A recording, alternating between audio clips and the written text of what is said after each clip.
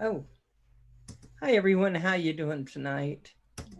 I am going to make sure that I have everything on silent, and I do now. Here we go. Oh, gotta silence this one too. Hey, off access. How you doing tonight? So tonight I'm interviewing Desmond Donders. A lot of you know him. You've seen him on Rogers quite a bit and on his own channel. Um, and today I watched a lot of his stuff on YouTube, so I kind of got an idea on what you do in your free time. And Yeah, you do a lot of stuff, don't you? I was really amazed at how much you get around and you do everything. Um, but I want to, can we talk a little bit about some of the stuff you did growing up? Now, I know you're married, yeah, and it's to a wonderful old lady named Lindsay. Am I saying it right? yeah. That's right. Yes, yes. You guys are very cute together, by the way. You Thank you. are. And she is just all kinds of your partner, isn't she? Yes, very much so. Yes, yes. I noticed that. I mean, it's beautiful because she must like some of the stuff you like. Yes, she does. Not always, but I've worn her down over the years. Is probably the best way of saying it. Did you? One of, one of my hobbies, bird watching. She's really taken to though. She's really taken a shine to doing that. And it's quite often her that suggests when we go off to a bird hide or something. It's her that says, "Let's go to so and so and sit in the hide." And that's good fun. Hey, paranormal Shane. Hey, Carpenter Rick. So you bird watch. Yeah, You tie flies because I noticed that. that's part of my fishing. Yeah. Yeah. Hey, Destination. I know Furball's in there somewhere. I don't know where he is. Hey, Nava Squad. How are you? Of course, of How course. is Mods? Um, so so they're everything kind of outdoorsy. So Yeah, what indoor do you like? ham radio, but I do that outdoors as well. Right, right. um, yeah, ham radio, computer, electronics. Um, that's the kind of indoor things. So Since go ahead. Yeah, I was just going to say, since starting on YouTube, editing videos seems to be a big thing I do a lot of the time as well. And I'm gonna tell you, I noticed in your videos the progression of your learning. Yeah, And we'll get to that really pretty quickly. Um, I know you have children, yes? one Because child. someone's making you tea. That's my lad. I had to make this one myself. Did he? Very nice. Thank you, Sana. Hey everyone, how you doing? I see I just want to say novices in the house, Carpenter Rick, Furball, Off Access, Destination Destination. Chronicles, hey, and the Yeah, Paranormal Gaming Network, and a few others. So I went to the beginning of your things that you have. yeah. And I noticed that when you first started posting, it was basically pictures. Yes, we didn't actually have a video camera when we first started going away with Desmond Donders. So, well, we did, but I didn't use it. I was very much the photographer. Years ago, I used to do all my own development and darkroom stuff and slide films and that, and I was very much into that. And so a lot of the early photography and slideshows are just the pictures I took while we were away. I was using I'd swapped to digital by then, so I was not having to do all the developing, which is a boon, and I was basically taking snaps of when we were away. Yes, drum pool, a new haircut. It looks great. No, Hugh's closer to the bone than mine. But So, so were you? Do you say that I've heard some photographers before digital came out that, or when it just came out, they still felt that taking pictures with the older cameras was the best. For a long time, it took a long time for the digital to be as good as film, and for you to have the control in the camera that you had with film. These days, it far surpasses film, and I know that a lot of photographers are going to turn their nose up at that, but um, digital these days is far superior to film. And then you decided to leave the digital world. I mean, not the digital world, but just the photographs. And I Yeah, noticed one of the first ones you did was like at the beach or out where the ocean was. yeah, I think that would have been Nairn. That would have been the RSPB place at Nairn, possibly. That was one of the early video ones, but somewhere along the Moray coast. The Yes, it was more. It was Yeah, more. Yes. yeah.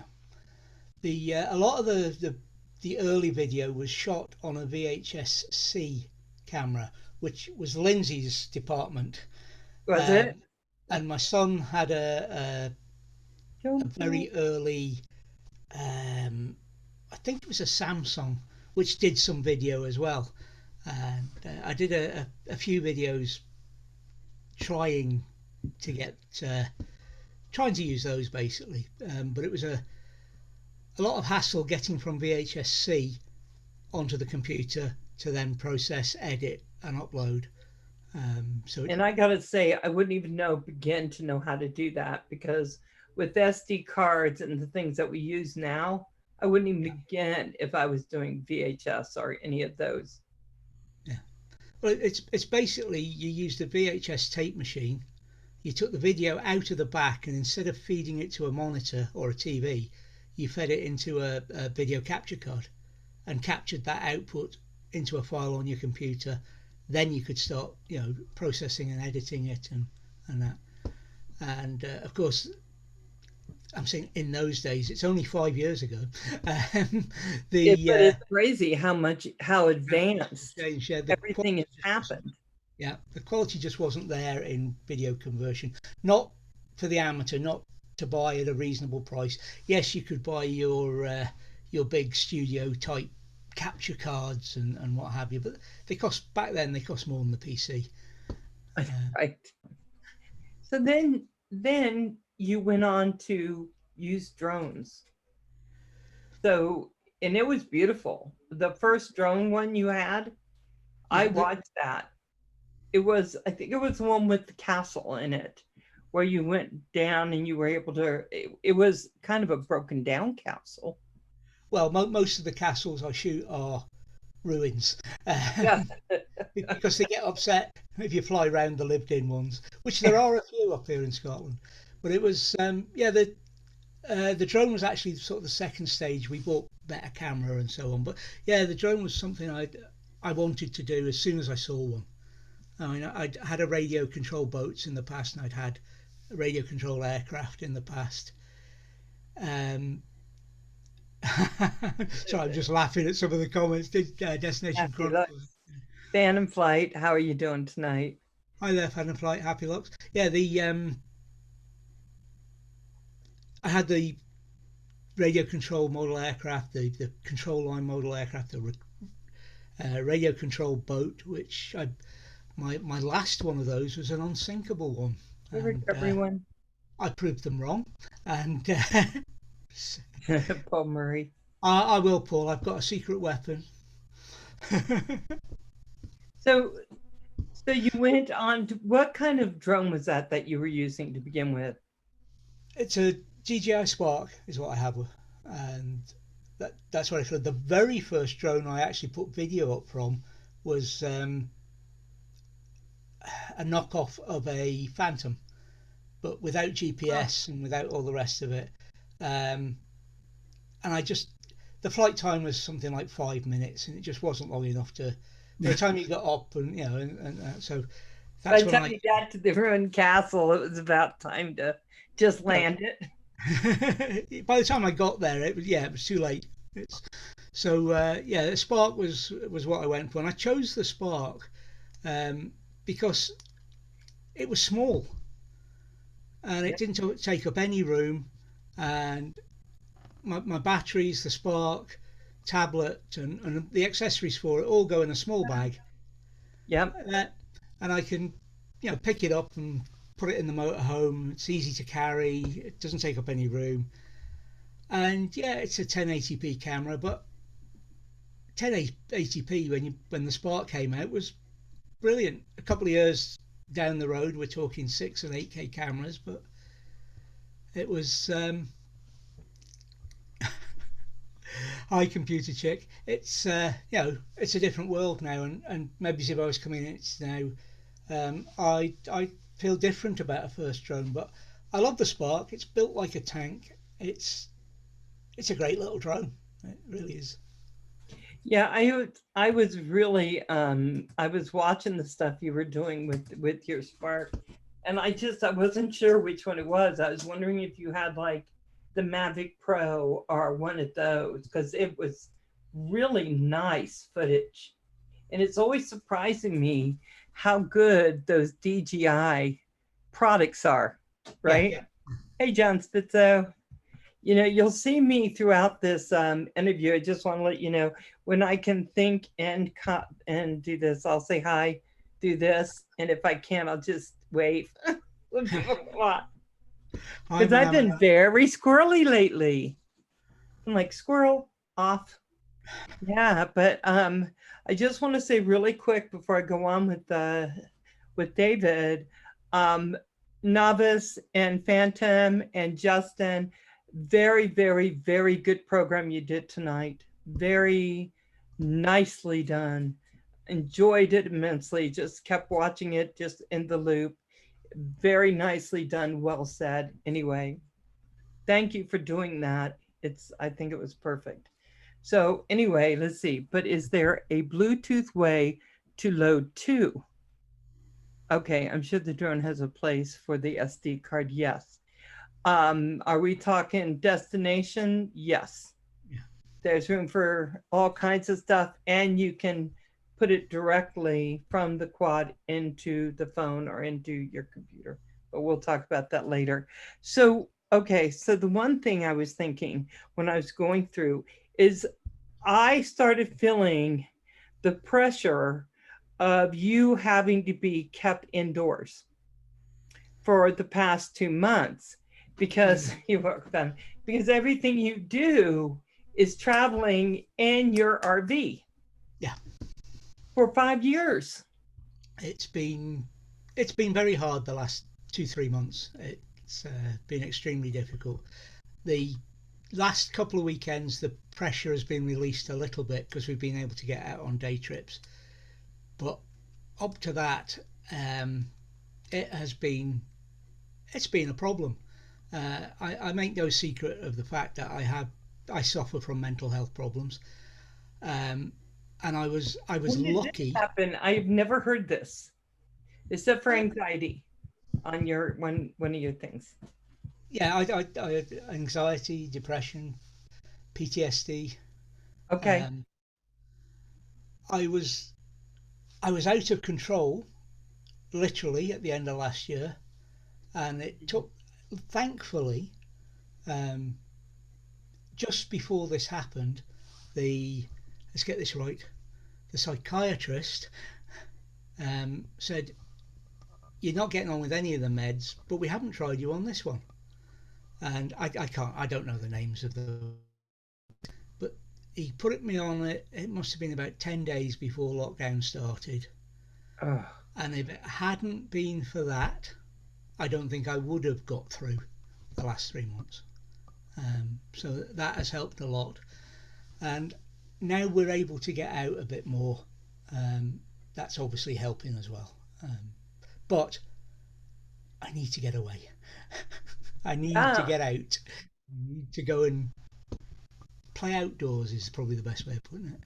Well, I think so because that is what you do. That is what you do. I know I'll do a couple trips, maybe in three in a year. Having to go places, go see family, Yeah, maybe take a cruise, then go see camp. I'll do 3. But you are every weekend. You're out and about and going. Yeah, And I didn't feel it's the pain of that until I saw your videos and all the beautiful videos you do of your travels. And then I thought, how are you dealing with this lock-in? I mean, you just are very outdoors. yeah. My escape, apart from the chemical one I've just been talking about, has been watching lots of outdoor videos on YouTube. It's that's helped as well, and getting on live streams, Rogers in particular, and chatting on there has It's always been great great. fun, right? It's always great fun. It is, you never know what's going to come up and what's going to You do happen. not. You do not. Yeah, It's but the it's that all those kind of things have helped. It's somewhere. Thank you, Destinations Chronicles. That's yeah. I like to think that's what my channel is about. I try ever so hard not to do drama on there, especially on a Wednesday. Um, I know I have green. said rant in the past and that, and I try to be very, very calm about it. The one about, I mean, litter really gets to me. That really does get me going. And when we went away last week for just a day trip, and we we um, we came across fly tipping and litter on the trails we were on, and it just set me off. And the first one, yeah, I've deleted it now. Otherwise, I could play it. The first one was a really ranty video, but I don't want to put that out. There's plenty of drama. There's plenty of that elsewhere on YouTube. So I had the quiet little chat I had about it, and So rather there than go, was actually litter on the trails. yeah, yeah, Okay, I thought you said letter, and I thought, who wrote litter, you a yeah, letter? That's where trash, no, no but trash, yeah, trash. Oh yeah, there's I get extremely upset when I go on a trail and I go walk and there is litter. There's nothing more. It's so. What are people thinking? yeah. But the Hi, Idaho novice. squads. But it's been yeah. There's supposedly not been many people on those trails, and yet rubbish. And fly tipping is where the recycle centres and the waste centres have been closed. So because people haven't been able to take their extra trash away, they just dump it in places. And the corner of the car park, a corner of the car park I didn't show in the videos, which are yet to come out, and it was awful, absolutely awful. And they're not thinking. That's the thing. We came back from that, and the local community website had some things about the kids had been out having a party on the Saturday. It was the first chance they'd all had to see each other properly. Yeah, right. Yeah, yeah. They'd had a party Saturday night, and there was pictures of it, which was the two stills I put in the video on Wednesday, and it was just awful. That they'd had this party and left the place a mess. Um, It's kind of about, respecting all things around you, right? All things around you and living in on this planet and within this world with respect for humanity, respect for forests, respect for the places in which we are. And when there's no respect, it can drive a person crazy. I'm just going to say. yeah, yeah. And of course, the thing in the UK is people like me get the blame for it, the littering and that, because we're parking there in our motorhomes, and of course it's the people in the motorhomes that leave the litter. So what we always do, we clean up anyway. We have the litter picking sticks and that we carry with us. We try to make sure that a local sees us doing a litter pick, so that at least one voice in the area is saying, actually, that motorhome that was here at the weekend was picking up rubbish. It cleaned up. Yeah. So, how many times did you say before the lockdown? Is it every weekend you're off? We basically have a rule. Okay.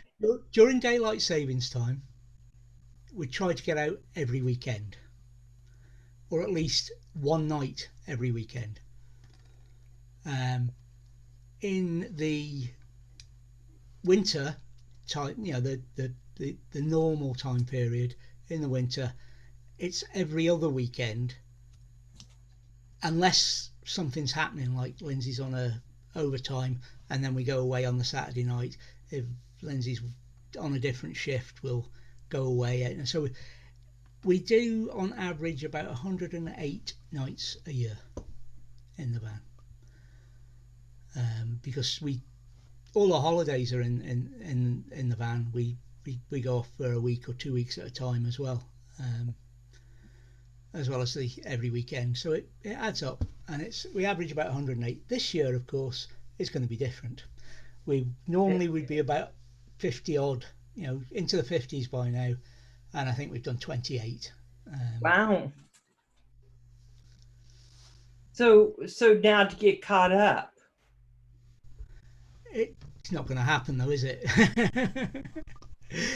It would be nice, but I think Lindsay's work might object to it. So do you work outside the house, or everything you do is within your home?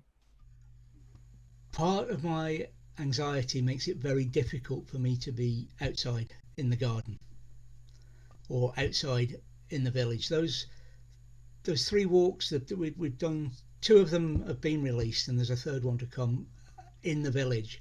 I did with Lindsay. I tried one day to go out by myself, and I got about 300 yards, and I came scooting back. I just couldn't do it. But when we were in the motorhome, I'm somewhere different. I can walk away from it, and I know I've got my place there where I can go back to and hide, which is slightly different to being here, because everybody knows where I am when I'm. If you see what I mean, it's difficult to explain, but No, but when you're here, understands it. when you're within our world here, there is still that safety factor where, like, I'm here, it's easier for me than some crowds and some other things. So if I do it enough, I can get used to it again. Well, that's the thing I'm not looking forward to, if you like, is normal when the crowds are back. I mean, we avoid crowds anyway, but when everybody gets allowed out and the crowds are there. I mean, we went down to a local place a couple of weeks ago for a walk, but we picked the time late on in the evening, about an hour before sunset, and it was great because we were the only ones there. Right? And it was absolutely, we had the place to ourselves, we could wander up and down, and it was great. But say next week the First Minister says you can all go down to the beach whenever you like and do whatever you want. It's not going to happen. If we'd have gone down at that same time, it would have been full of people. So it was good. So your home, your RV is kind of an extension of your home. Effectively, yeah. Yeah, yeah. I think that's great. I think that we all learn how to navigate within the worlds in which we live. And for me, most people know, I don't keep it a secret, that I have a high level of anxiety. And if you look on the last video I did with the build, you'll notice I was scrolling every 5 seconds because I hadn't taken my med for a few days, because I just had to go pick up some more. And so I was everywhere. I rewatched it. I thought, oh my gosh, can you believe that? Poor Louis P. dealing with me. But I was there for the first hour of that live stream, and that was a mess. It was a train wreck. But at the end of the day, you probably got more out of it. You probably learnt more because you were having the voice saying this is what you should be doing, and you were doing your own thing, and then clicking and doing what you were supposed to do. And I mean, when you showed it on the drone, when I saw where you were and I had to leave, when I saw how far you'd got when you showed the drone later on Roger's stream, I Mhm. couldn't believe it. You'd gone a lot further than I thought you would be with it, with the way you were going. But it was good. Yeah, I enjoyed it. Yeah, anytime you see me start cutting my bangs on live stream, you know that I'm just like. So Red Dog is saying, oh, thank you, John Spit. So Red Dog is saying I'm bipolar, so I have trouble with crowds and stuff, but I like to be active. That's why I fly. Fly keeps me calm. I get anxiety if I don't for a while. Love you, brother, for Yeah, being a. I can understand that, Red Dog, because when you're flying, the concentration is so intense on control. All right, with a DJI style drone, you're not having to control every little movement, but your drone's 1,000 feet or more away, and you're having to concentrate on what it's doing, where it is, what everybody else is, what's going on around you. Right. But it focuses you in a way that other things don't. And it stops your mind from wandering off and That doing was its own one of thing. the things that really scared me. My first real drone that I was flying was the Breeze. And I was so scared to fly it because I know if I go into a squirrel moment, something bad's going to happen with my drone. And I can't promise I'm not going to squirrel at some point. And it really did start getting me to focus. And building does too. But you can tell when my anxiety gets really bad. The shaking gets worse because I have that in my head. My hands I start swirling. And I feel bad because, like, the other day, John Donardo said, I know you're saying no, Val. I'm like, no, my head just does. You see me on job interviews. They're like, you don't want to do that? No, that's just what my head does. Let's keep going. Keep going. But Yeah. your wife is just a very wonderful woman, isn't she? Yes. No arguments there from me. Because she walks this path with you. And she did seem like that. She I haven't, I must have missed ones where she's talking, but I've seen the photographs within the pictures that you've done. She doesn't like being on camera, but no. The caveat to that is she's a natural.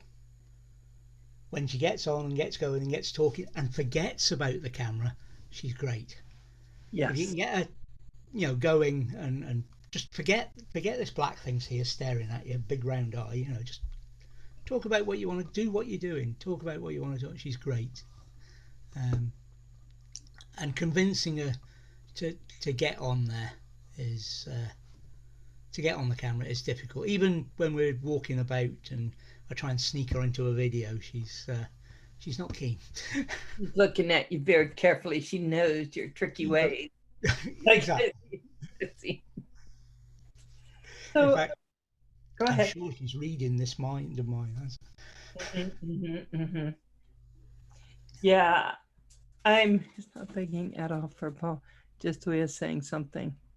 Okay, so this was, let me go back. Let me go back. Adrian, don't worry about it. Don't worry about it. Just, I will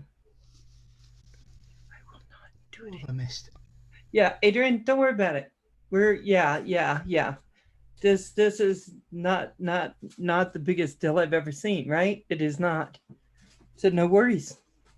So I was gonna say that while I was watching some of them, I mean, Scotland's beautiful. The Yeah, forest that you've gone into, all the landscapes seem different. it's yeah. There's different areas all over Scotland, from the mountains to the sea, and everything in between. When I when my parents told me I was leaving Liverpool, which is where I was dragged up, and they were bringing me up here, I must have been 15 and a half when that happened. And Oh, no, I'm not going up there. They're wild people and all the rest of it. Now, the it's the land of the kilts. It's the absolute opposite. I love it up here. They when I joined the Air Force, I knew I was going to be signing up to 3 years. Hi, Roger. Signing up to 3 years, being in the West Midlands, near Birmingham. And at the end of that, I know, we know you're blah, blah, blah, you're down from Scotland. We're afraid we're posting you back to Scotland. Afraid? Yes. Yeah, run as fast as you can. Yeah. And then I came up to a place called Kinloss, which is about 25 miles along the coast from here. In fact, if you've seen any videos from Findorn Bay, that's where Kinloss is, right beside that. I spent 3 years there. I got posted to Cornwall, which is another nice place. Nothing against Cornwall. Cornwall's beautiful. It's closed in the winter. I worked my posting back up here, and I was there right the way through until 95, and I got posted to just outside London, and I hated every minute of that. And I spent every minute of my time down there working to get back up here, and I did. I got back up within 2.5, 3 years, and been here ever since. So I've lived 36 out of 60 years in Scotland, and a lot of it in this area. I met Lindsay when we moved up here. I wouldn't say it was love at first sight. In fact, you couldn't leave us in the same room together. We'd have beat each other up. No, I'll take that back. She'd have beaten me up. She was doing judo at the time.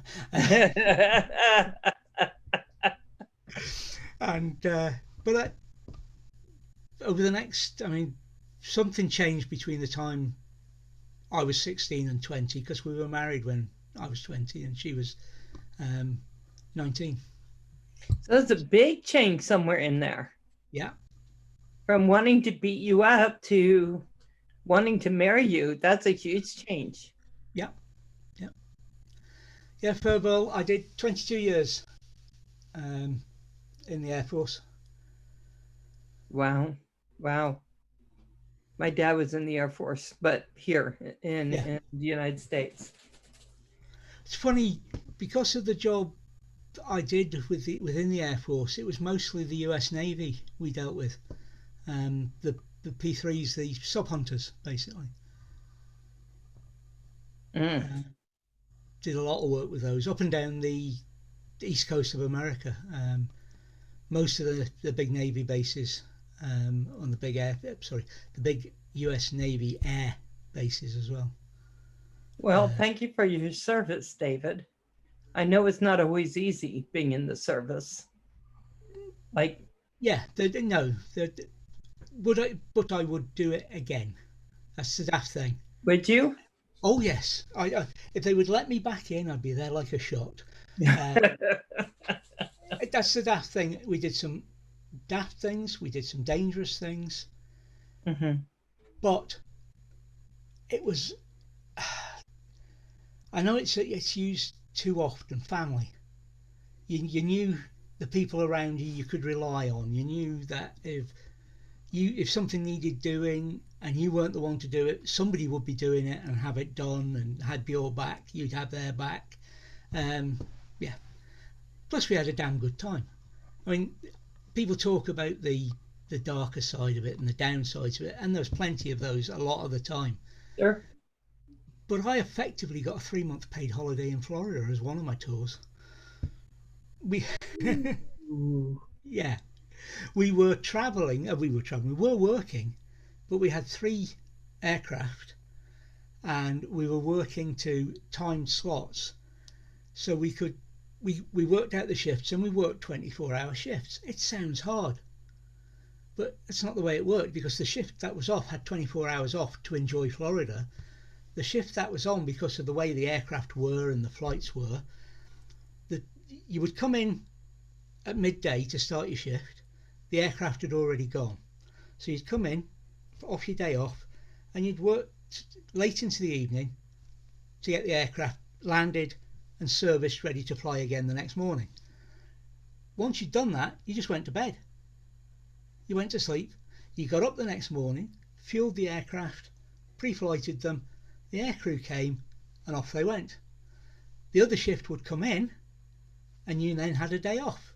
You'd had a night's sleep, and so you had the afternoon to do something, a night's sleep, and the morning to do something.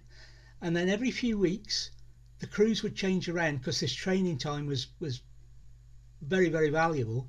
And while the crews were briefing, you had 4 or 5 days off. So Nice. we did the Everglades. We went to see the shuttle take off. We did. Did you get to take your wife with you when you went to Florida? We were supposed to be able to get them to fly out, but on the way out, the jet we were in had a problem, and they grounded the fleet. So this was the passenger aircraft. So the wives, because there was then such a rush on every other aircraft, the wives didn't get to come out, which was Oh, I'm sorry to hear that, right? But still, so the military has a way of really integrating everyone and having them become like family. Yeah. So was it hard when you pulled away from that? And that was At the time, very much so. It was personal reasons to do with the example I give was the first job I ever did in the Air Force after training was to remove a control unit for a radio, a box about that big with a display and a few buttons on it. And I took that out of an aircraft, and it was something we called a ROB. And it was because we didn't have enough spares, and this aircraft was long-term unserviceable. It had a major problem. What was going to mean it was, so we would take spares from it, and then as the spares came in, we could build that aircraft up again. So my first job was to remove this, take it to another aircraft, replace the broken one in there, and send it to stores. 22 years later, or 20 years later, having been through this, that, and the other, we had a briefing from the new government came in. We had a briefing from the wing commander. The thing you see, a typical thing you see on the TV, where people are stood around the steps and the boss is up on the top of the ladder talking to everybody, type thing. We'd had that, and by now I'm running a team, not the guy doing the job. And one of the others turned around to me and said, "So we're going to be doing more with less as usual." I said, "Yeah, that's the way of it." A few weekends later, we're doing more with less. I've been on shift more hours than we should have been, and I've got a pile of paperwork up here of jobs that need doing. I've got aircraft to get ready, and I've got one team out doing a job that I'm going to have to do what they call independent safety checks on. I've got the rest of my guys on another job which I'm going to have to do safety checks on, so I can't do any of those. And I've got a pile of jobs, so I start going through, here's one I can do. And at 4 o'clock one Saturday morning, a job I could do from myself was actually to remove the same control unit from one aircraft in the corner of the hangar and fit it to another. And I thought to myself, you've been doing this too long. This is absolutely crazy that 20 years on, you're still doing, this is still happening. So I walked from them.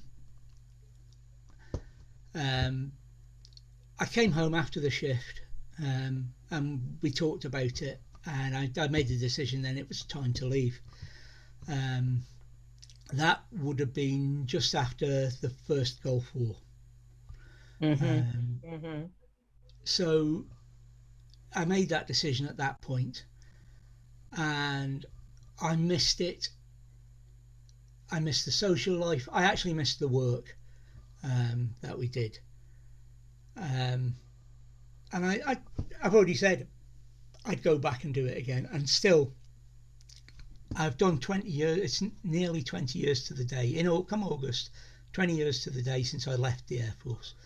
So wow. I'm going to nearly have done even as much as I time out as I did in, and I still miss it. I You know, the sad thing is you end up getting burnout when they start saying you're going to have to do more with less. mhm. And that causes burnout. So all these people who could have stayed and would have probably been happy to stay Yeah. can't. At the time I made the decision to pull out, I was already signed on for another 12 years Wow. at that point. Wow. Yeah, but it was, so I left at the 22-year point with a pension. Um, and I think if they'd said to you, you could have had, I don't know, 6 months off and then come back to it, I'd have still been in. But that's not the way they worked. It And is I, not the way they work, but they should. yeah, yeah, because not only did they, it's not blowing my own tongue, I had 20 odd years experience. I knew the aircraft, I knew the people, I knew the ways. Perhaps that's not a good thing, knowing how to dodge things, but you know what I mean.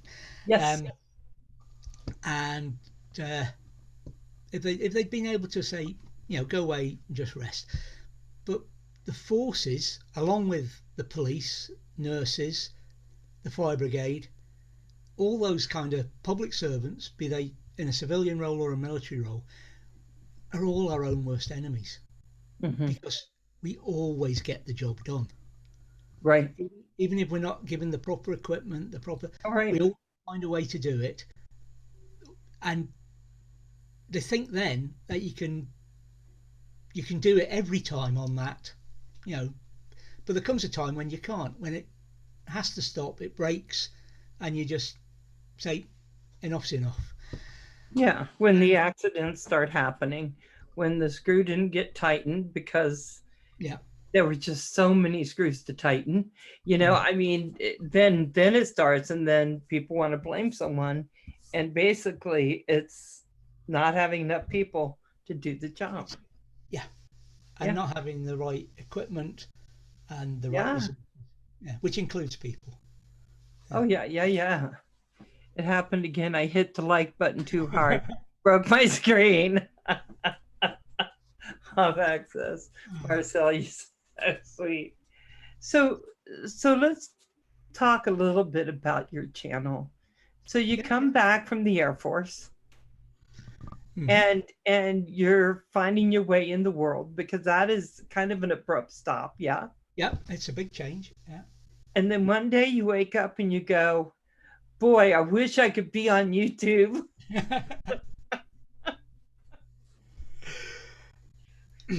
What brought you to YouTube? Why? How did it start? Well, for me, it all started um, because I lost something. We always kept a diary and we always kept photos, but we always did it on paper. Hmm. And we started with a tent. We bought a caravan. We bought a bigger we got a bigger caravan. Eventually, the motorhome. But the a caravan's a trailer RV type thing. Hmm. We call. Um, but the we always kept a diary and photos. And there's a big gap because we lost to damp one of the diaries. And I said to Lindsay, we need somewhere to keep this. So I started doing it on the computer. But the computer, we went through a stage, um, and it's a record, but it's not the same as a written diary. It's difficult to explain, but there was more went into me writing it down on paper than typing something on the screen. And Right. so, oh no, Lindsay's got it at the moment, and I haven't got another one to hand. I still write it all down, pen and paper, in a big blue book, and we've got a Right. series of them. And then the reason Lindsay's got the book is because she's a better typist than I am, and I edited it, and then it goes into the computer, into the backup drives, which I'm pointing at, but you can't see, they're down there. And it also goes now onto Facebook. We do a diary in Oh. the group. I put it on the Desmond Donders group there. Our diary goes on there with the photos. And then I thought, why don't we? I'd heard of this YouTube. In fact, I'd been on YouTube for a few years and never put anything up, but was always watching bits and pieces and that. why don't I start up my own channel? And that occurred about a year after we had the motorhome. So around about 2016, I started, and I went back and did the old stuff from 2015 when we got the motorhome. So I started actually just as a way of somewhere to keep my memories and to let the family see the memories and see what we got up to, because we live up here and the family live 500 miles south of us, and that kind of thing. And it sort of took off from there. And now the family don't watch it, but a bunch of other people do. My family didn't watch mine either. Recently, the past few months, I'll get a comment from someone in my family or my sister, but it took a long time before they'd even come on. They just thought I was insane. What are you doing now, Valerie? Oh, I'm on YouTube. So yeah. So did your son watch what you do? He says he does, but I can prove he doesn't.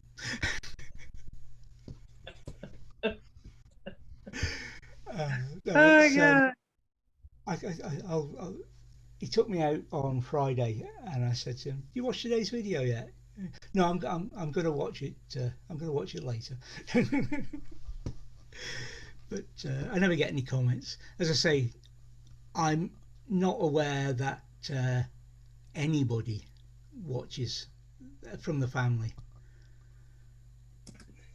Yeah. Recovery One Drone said, "We're your family, David, brothers in arms and sisters, for sure, for sure." Yeah. Which is nice when you find a nice community that we all kind of share everything. It makes it. Well, I watch you, David Destination. I watch so many videos today. I feel like I've been to Scotland. And I didn't realize in one of your videos, you're driving down this road. It doesn't really look like a road. It looks like probably something they were riding horses on way back. And you come to a gate and you turn your RV around and you just stay on the side. That sounds like Urkish Forest, which is quite close to us. And at the moment we can't use because they've dug up the road. It's the one I was talking about. It's the place I was talking about on Rogers. But it's a nice spot, and it's a forest track, and that is the car park. Normally you can go further up through the gate, but they must have been working on the trees or what? Sorry, did I miss something? I fell off my chair. Don't fall off your chair, Furball. But it's that's a forest track, yeah, and you do just swing round and park at the side of the road. There's one side of the road place I won't park, and that's signed passing places. That's for allowing traffic, because you'll have seen some of the huge, great big highways that are hardly bigger than the width of the motorhome.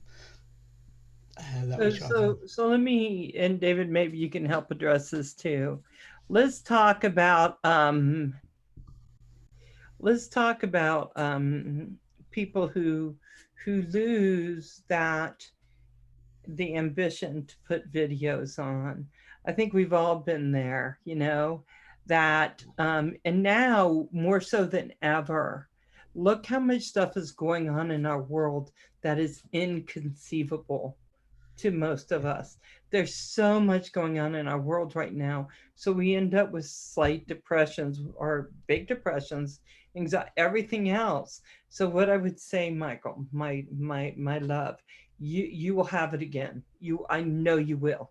I know you will, because you just got to keep putting that foot in front of the other. Don't you think so, David? Yeah. It's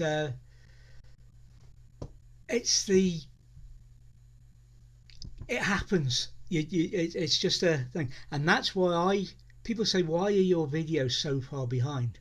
The video that I am editing at the moment won't go out till nearly middle of July. Wow! But the reason isn't security, or I don't want anybody, because we go on Instagram when we're away, we go on Twitter, and we go on Facebook in the group saying, look, this is where we are. So it's not security, because that's out there in real time.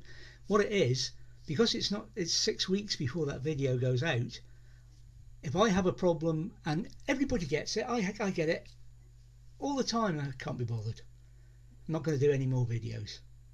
But I know that if you like, I don't know at the time I make that decision, but I know I've got 6 to 8 weeks before I have to make videos and it starts affecting the channel, because so I can walk away. I can just for 2 weeks say I'm having nothing to do with the editing, brilliant, camera, brilliant, whatever. Yep. I can put it away, and then I can come back to it, and I've got 4 or 5 weeks. Okay, I have to say something. Wiki! Hello. I missed you so bad. Wakey. You had me worried, Wakey, and you had me worried for now. I adore you, old man. Don't you ever go away like that again. I was so worried.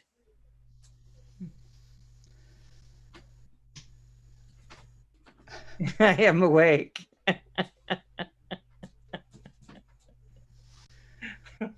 I'm so happy to see you. Yeah, someone came on yesterday and told us that he had passed away. And I'm telling you, What? I searched the obituaries in Wakefield. I did everything. I finally got a hold of someone. And I was like, it can't be. I started crying because I was so scared for Nell and what would happen to Nell. And I was very upset, Wakey. So no more doing that to me. I was so scared for you and Nell. Sorry, guys. Yeah. I'm going to come beat you up. Right over to England. I was so worried. I kept thinking I should have told Wakey if something happens to send Nell to me and I'll take care of her. But I just, okay, Wakey. My heart feels so good seeing you, my love. Thank you, thank you, thank you. I'm sorry, David. I know we're so, and I'm just so happy. I've been struggling with the diabetes and kidney stones. Yeah, I'm struggling with diabetes right now. It's out of control, and yeah, not the kidney stone. Thank God, Wakey. Those are bad. Okay, so let's go back to where we were. Sorry for the. I just got so excited. So that depression about making videos is real, and that it's real. Yeah, and that's why my videos are behind. It gives me that buffer that I can walk away from it just for a while and say no more. And that's my son told me to do that. My son told me to do that long ago. He said, Mom, you got to get ahead of it. And when I'm struggling, you won't see any content, and you haven't seen any content recently. But I do know I need to do it and get ahead of myself. But you do it, so that makes it perfect, doesn't it? Yeah. That it's been a little bit difficult with what's going on, but I've managed it. Eating fish and drinking beer is a bad. Yeah, let me just say, that is fish and beer. Yeah, as fun as it seems. Yeah, not too good. Not too good, Michael. And Michael, you're a great flyer, so you need to, even if you decide not to do videos of your flying, there's plenty of stuff. Kentucky's so brand new to you. I know there's plenty of stuff. That's like when I've been watching David's videos, and David, you're just all over the place, and keeping those 5 videos up to date, keeping all those videos, I mean, out there. So it must have really helped when all of a sudden we end up with something like we have, where everyone's told not to go out. You still have videos that you can put out. Yeah, and that gave me time to step back and think, well, how am I going to fill the gap? We're allowed to go out to walk, so I've got our walk videos on a Friday, and there's always been videos that have been too long. I do the Throwback Thursday at the end of every month. With those videos, there's a time limit. The group have agreed this time limit, and I've always had videos that I think I want to redo that, but Throwback Thursday is not the time because they're too long. I've been able to do a few of those and get them to keep things ticking over until we get out to play again. Just to go back to something, if I can, that Furball said about to come over and get you into flying. I've no problem with flying. I know it. I would love to come over to Canada.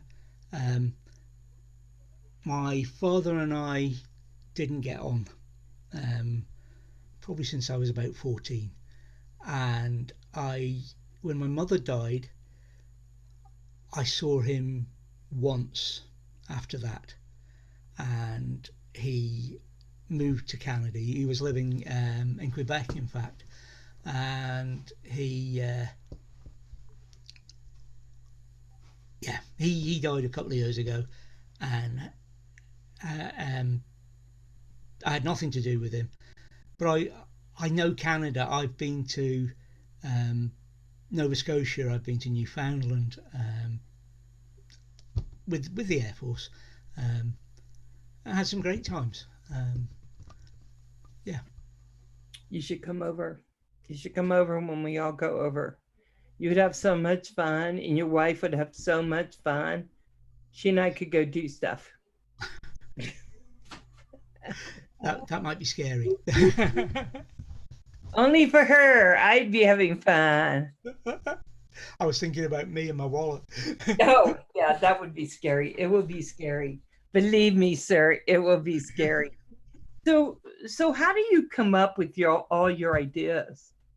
Is it just something where you're sitting there and you go, oh, this is something I want to do? Is it kind of a quick thing, or do you give it tons and tons of thought?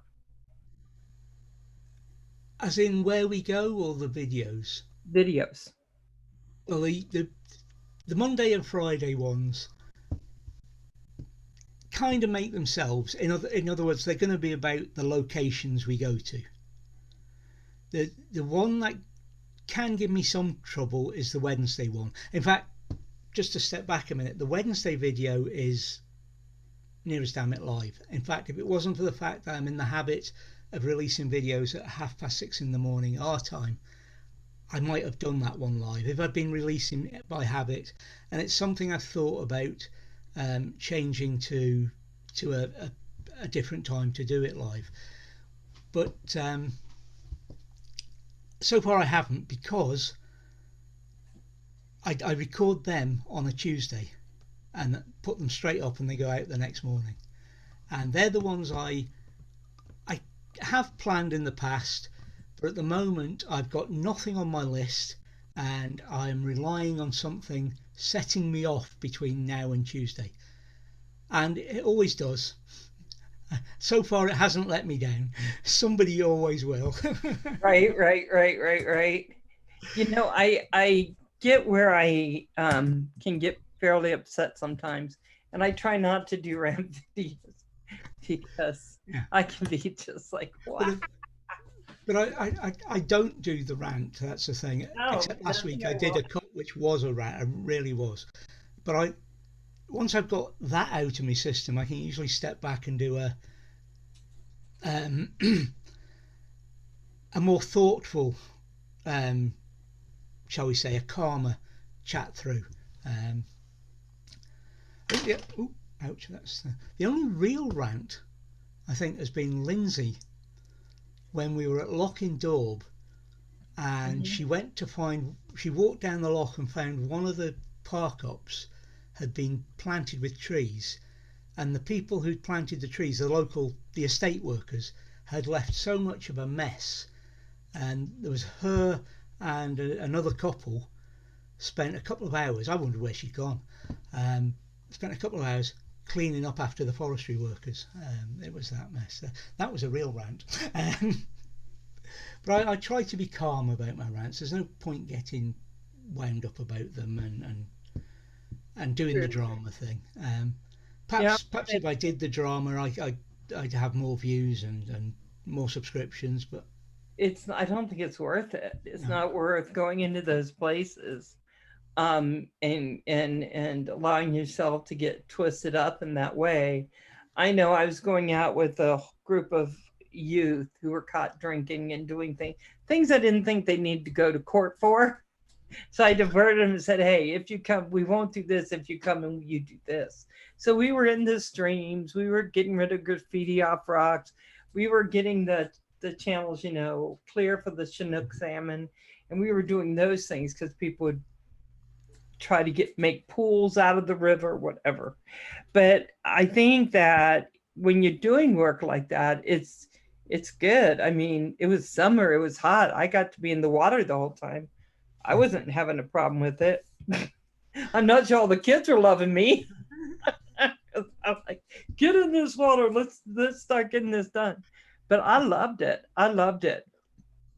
I think taking care of our environment's really important.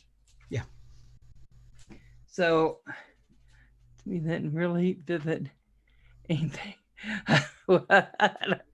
Sleeping at all. And when I do, I've been having the worst night terrors I've ever had. Oh, Legs, I'm so sorry to hear that. I'm so sorry. I do not like the bad stuff that happens. Yeah, when you fall asleep. Trying to deal with the stress. Okay.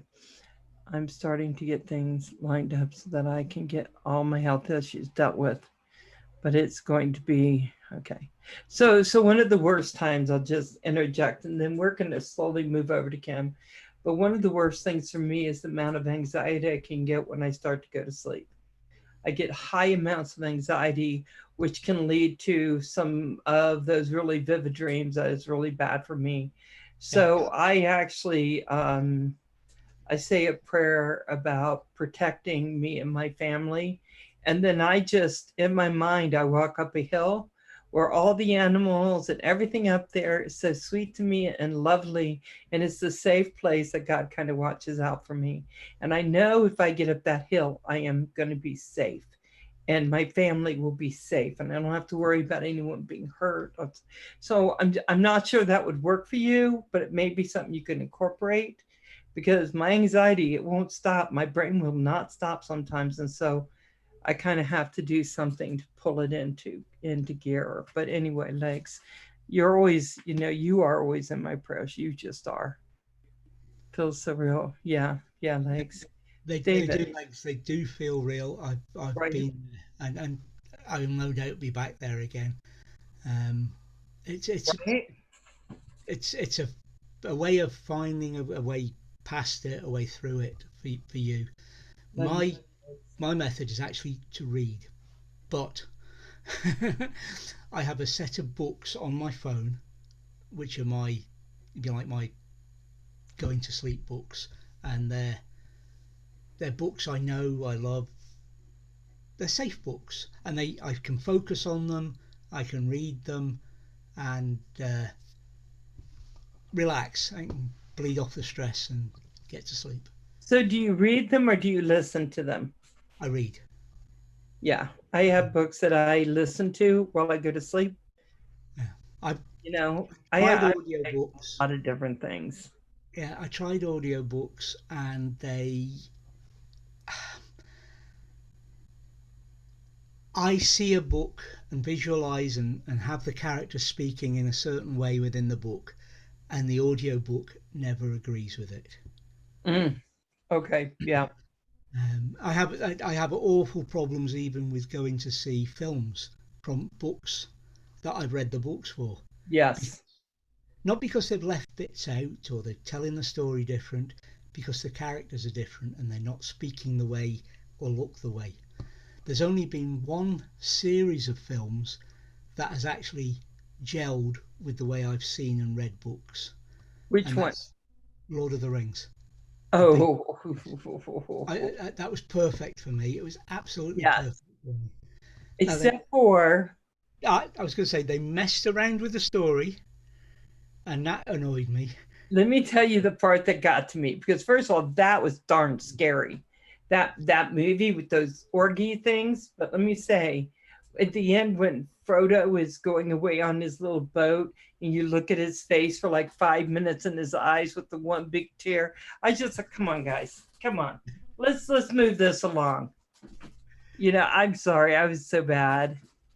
To answer Recovery One's question, yes, and they are they're the bad ones. Some of the dark times from service days are the ones that really wake me up, shall we say? Can I tell you, I still have dreams that I'm in high school.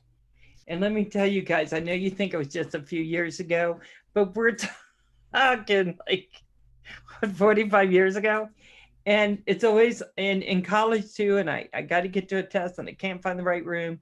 And then people come after me. Yeah, it's whatever was your heightened bit of stress where it really got you. I think those things just stay with you. I think they just stay with you. And when you try to work out a problem, this is what I think anyway. I could be totally wrong, guys. Don't let me screw up your brains. But my feeling is anytime you have a problem in life, you go back to where you were dealing with things. And in your dreams, you try to work those out, whatever those look like. Yeah, yeah. So when someone's chasing me in my dream and I can't get away, and then all of a sudden I'm jumping up over the counter, going after them. Okay, first of all, I'm not going over a counter at any time, but that's what I usually end up doing because I just think in for a penny, in for a pound. That's a bit of my personality. So you just have to realize, and it's always when I'm highly stressed that I have those dreams. It's always when I'm highly stressed. They try to help me. Thing you love that you can focus on. Yeah, yeah. Yeah. Oh God. I, I'm agreeing with what Off Axis says there. Don't Mhm. try it. Don't ignore it as such, but don't focus on it. Don't you know? I effectively I don't watch TV news. I don't watch TV full stop anymore. I don't watch TV news. I don't listen to um, news. I have an RSS feed from Reuters, the BBC, and a couple of other places, and I read them once a day. Right. I JSK, and I don't, I don't watch the 24/7. In fact, the only thing I watch to do with the current pandemic is our First Minister does a daily briefing, and I try to watch the first 15 minutes of that. And the reason I watch the first 15 minutes of that is that's when she's talking fact, not Right opinion. before it goes somewhere else, right? Before she goes off on the thing, she's talking about this is where we are now, this is what's happened, this is the number of new cases, this is the number of people in this is number, and we're going to move to phase two, is what I'm hoping she's going to say every day, and and that kind of thing. But Right. once they start moving from there to where she's finished talking about the facts and then she's answering questions and from the press and all that, I just switch it off then, because they've moved out of the realms of fact and they're into opinion and so on. Yeah, So and that's when they start feeling like they're going to start talking about everything else people haven't done and what. And I'm just like, hey, just tell me the facts. Is it getting worse? Is it getting less? What do we need to yeah, do? And just stay with the facts because that's what I want to hear. yeah. I don't want to hear the rhetoric. I don't want to hear who's dropped As, what. as soon Not as right now. yeah, and just as on the same subject, if you like, you can tell actually that things are starting to ease around the world, mostly because politicians are being politicians and the celebrities are back in the news. Right. Hi, Right. Furball. All Yeah, the. Oh, I know. I know. I'm watching some of this stuff and I'm just like, oh my gosh. Yes, till this day, my children won't come close to me if I'm sleeping. They're afraid of my reactions. Yeah, let me tell you, that can be something, right? yeah. Yeah, the awesome man, nothing better than a new quad. Okay, guys, so I have Kim, Desmond, if you want to stay in, I know we have you up late, way late. No, Um, I'm fine for the moment. Yes, I am going to leave you and Kim in the stream. You get drones. I'm going to take off for a little bit, get something to drink, go use the girls' room, do all that stuff. And Kim's going to be talking about fun stuff. And so, with no further ado, Kim and David. What? You're it, Kim. Dang, David, you've done a lot, man. 20 years is a long time to stay in service now. 22 in total, but it was sort of 20 years between those two jobs. Yeah. But as I say, I would do it again. I enjoyed it. Well, I'm not saying that's the main thing. 100% of everything I did. There was some dark times. There was some sad times. There was some places I'd really rather not been. But overall, well, it was a good experience. That's good. Thank you for your service. Roger's talking about his Kim, you're starting to look like Shaggy. Yeah, I know this thing just keeps growing, man. It's like it's got to stop. 61, you think I'd have no hair by now or something, but it's just like a mop. It just keeps growing. Well, it was. I showed Lindsay Hughes' picture off this morning's drone hub, and I said, "Look, his wife did that, and she relented this afternoon, so I got mine done." I need to get one for the summer, man, because this turns into when you start to have to chase after your quads in the forest, and because you crashed and the trees branches start grabbing your hair, and it's like and not to mention you start getting creatures living in it, and bugs start showing up, and it gets hotter than hell, and you start to sweat, and man. In the wintertime, it's fine because then you can just wrap it up in your jacket. Yeah. It's like a windbreak, But in the summertime, man, it's just torture. Look at these guys. Y'all just jealous here because I got some hair here. 61 still got my hair. Yep. Bigfoot. Yeah. Why not? Somebody mistaken me for Bigfoot. Man, look at all these guys in the comments. Even Red Dogs are green. Off axis is causing trouble again. Hey, I put a video up today there. Yeah, I saw it. I was testing out a camera because I keep buying these SQ jobbies there. Like this one here is an SQ-29. It's just, no matter what you do with it, it's just Jello City. I mean, it's like, SQ, the only good one is the SQ-13, SQ-11, it's the same thing. The Firefly, it's the same thing. And it's not the drone because I put it on different drones and I get the same results. So this yellow stuff going like this, and it's like really annoying as hell. So I decided, well, I'll try. And I tried it in that video, which is, I just have to put a dampener on it a little bit, but I put a cheap F100 Ghost camera on it. Yeah. And it seems to be out, I mean, it's a little bit too angled for the sky. There's too much sky. Yeah. But it seems to be working well. I mean. As Val said, there was a little bit of jello on there, but I've seen a lot worse than that from expensive. Yeah, there's just a little because I have to put a dampener here underneath it to support it because, motor vibrations and stuff like that and everything. But other than that, I'm kind of pleased with it. I mean, it's really stuck on there tight. I mean, if it takes a crash, it'll either break the twist tie and fly off, or it'll come out of this holder, but I don't think it would. Mm-hmm. Okay. But I mean, I don't know the price of it, but yeah, we've had a few cameras of a similar. I mean, it's a cheap camera. Yeah.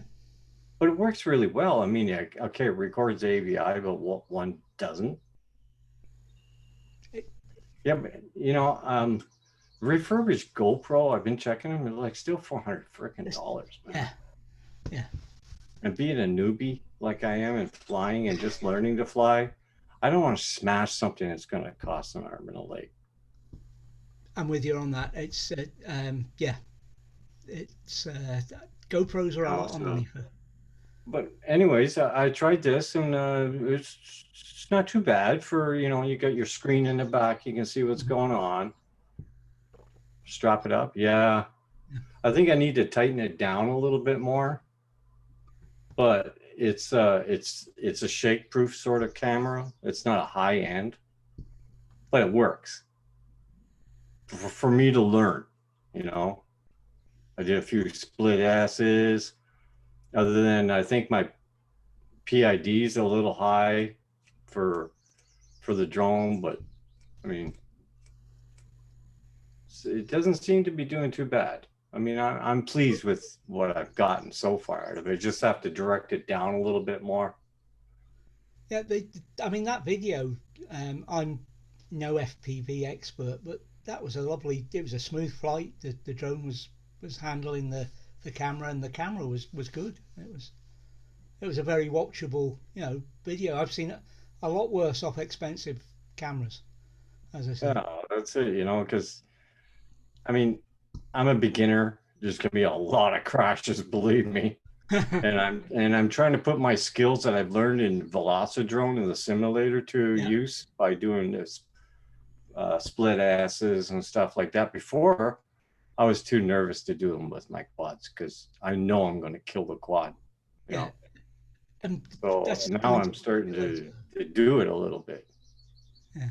It's the point of the simulator. You can crash in there without worrying about your quad, and then you're learning the movements, and you can tune. I know in Velocidrone you can tune it so it's like the quad you're flying as well. Yeah, it's less floaty like that. There, you can make it heavier and stuff like that. Red Dog says it would last in one crash.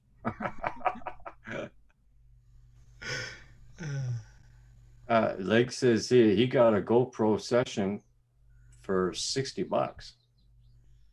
That's not bad. Yeah, it's about muscle memory. Yeah. You know, you get because when you're at PVing, you got so much input coming into your head. Yeah. When you go to do the move, you got to think before you do the move, what is going to happen after you do the move, you know? Yeah. So you got to kind of like think ahead of time. And how those who hesitate lose, sort of thing. Those who hesitate. So if you're going to shoot a gap, just do the gap. If you hesitate, that's when you go and duff everything. Yeah. Yeah, this camera here weighs nothing. I mean, it's really super light. I mean, for what I'm using it for and learning, I'm not having any issues. I mean, other than tilted up too high for too much sky and too brightness, and it's a little dark because it is too much sky, because it doesn't. It's not fast enough to set. Yeah, your camera's going to be in auto. Yeah, this is the drone I flew today. It's actually an LS-210. It's a what do they call it? A clone of the Quad 220. This is a 5-inch and this is a 4-inch. I love this thing. This thing has hang time like crazy. When you flip it upside down, it just stays upside down for a long time. I'm impressed with this one. So yeah, I'm starting to put another one together, getting things set up with it. Got an ESC for and a filter for this one. I resoldered a few places because I was getting really bad RX. That's the receiver, the same bad RX all the time. It was really annoying. So I resoldered the RX and it took away the bad RX. Seems to corrected itself. Yeah, one of the things with when you're soldering is to make sure you get a good joint, because dry joints are killers when it comes to. If you can do a good solder, but it'd be a cold solder. Yeah. And it doesn't exactly sit on the pad right, you know? Well, everybody's experienced that builds their own drones, that you can actually do a cold solder. It seems it's stuck there, but it doesn't, like, it hasn't melded to the. Yeah. So there's a resistance there, so you don't Yeah. get the conductivity through it. Yeah. After a few flights, I found that this motor was giving me super hot. I mean, you could barely touch it after just one battery. And so I took out all the screws, and I realized one screw was just a tiny bit longer than the rest of them, and it was actually touching the windings inside there. Yeah, that's right. I saw you. Got those little copper windings in there. Yeah. And it was actually heating it up. So I took the screws out and I changed them to smaller screws, and it solved the problem. It doesn't heat up. They're all the same temp. That's it. Yeah. I reflowed a whole bunch of joints, like Red Dog said, and it took that bad RX out, because I thought the receiver was shot. You know, I thought, oh man, you know, and it was doing that the day it was built. Yeah, I spent. So it must have been a crappy solder part. Yeah. But this one's really smooth. I mean, I'll have to test it out tomorrow. And the thing I like about these things is you can have 40-mile-an-hour winds and they'll still cut through the wind. It doesn't matter to these windy days. Yeah, Wakey. Take care. Nice seeing you again there, Wakey. And don't be a stranger, man. You had me and Val worried like hell. I agree, off axis. Yeah. So, you know, I'm a beginner and I'm just learning. It's a lot of information that you got to pick up through when you're making these damn things. Mm-hmm. But I mean, in other words, to build one, it's not all that hard, because everything has their place to go. It's just the tuning that's kind of, you know, on the harder part, and, you know, to tune it the way you want it to tune, you know. But I mean, the flight board comes out like factory. It's got its own settings, so you could practically throw all the parts and then fly, you know. But it's just to be sure that the motors are turning in the right direction and stuff. Mm-hmm. But this is the same one as Val built. Two of them. We had two built here. Just like that's the ones you built. Yeah. And she's given herself a hard time about the build she's doing at the moment. I think Val does great. She's doing great. I mean, particularly to sit there and do it live. It's not that easy to do a build live, because you're looking at the chat. People are talking and saying you should do this and do that. Yeah, I mean, if you did the build and you videoed it and then you uploaded it, you're less stressed and it goes faster. Yeah. But I mean, she's got cojones to be able to do it live. I mean, I've been soldering for 42 years, and I wouldn't like somebody sitting watching me. But now, never mind doing it live on YouTube. Because everybody's watching you, and it's like, oh, uh-oh. You know, it's like, what did I do? You know what I mean? You're always going to have somebody who's going to say something. But that's it. I mean, you know, I'm having fun. I mean, that flew really well. The camera did well, considering it's a cheap ass little camera. Like my Firefly, this one here. It's a small one. It's a Firefly. I've given up on this. I've done everything you can possibly think of to get the jello out of it, and all it just sits there and just does this. So and everybody else's own ones, their video's good. But me there, I don't know what the heck is going on. I put it on different quads, the same problem. So I kind of given up on Firefly for now.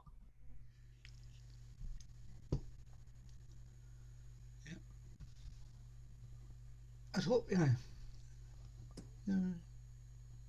Okay. Yeah, that's it, Legs. It's not that easy. Val's freaking awesome. I mean, we had 5 guys sitting at the table, and out of all the 5 guys, we couldn't figure out why her drone was not booting up the correct way until Val got it and did it herself while we were all outside slack-assing, flying around. And she did it. That's a good idea, Red Dog. I have same cam, open, put cotton around inside to stop jello. Oh, yeah? Because I even glued it down inside with a glue gun to stop the jello, man. And it's just like really annoying. Hey, Roger, I sent you and Paul a link if you want to come in, and of course, Robert. The problem with using a glue gun, Kim, this is, I mean, I don't know, but that's going to put a solid in there, which means any vibration is going to get transferred. Whereas with cotton or cotton wadding or whatever it is that Red Dog's talking about, that'll absorb the vibration. So it might be a better. Because I tightened all the screws up on the lens. I took there's a little microphone in there, and what they did was they glued it to the side of the lens, and I thought the microphone was vibrating against the lens, and I took it off and I glued it to the board. I'm not heard that didn't solve it. Hey, Red Dog's saying there that not glue. That's a hard mount, and I'm gonna try that, Red Dog. So I'm gonna take that glue out of there. I just glued around the outside of it there on the inside there. And I'm going to try and shove. Will you just pack it full tight with cotton wool? Underneath. He says he always uses low density foam because it cuts down on vibrations tenfold. This is really good information. What, I mean, what is that, Kim? What were you doing? Packing the camera. With like cotton balls or something like that. That's what I thought. Off axis says it might be something wrong with the sensor. Recovery One drone, yes, as long as you ask me. And just, the only thing I don't do is they don't allow like link, but go ahead and put your link to the one that you want us to go and watch, and that is fine. And thank you so much for being considerate and asking. I appreciate that. Yo, howdy y'all. Hey, Dylan Fanco, how are you? Tweezer it and bro. Yeah, don't pack it like that. Tweezer it.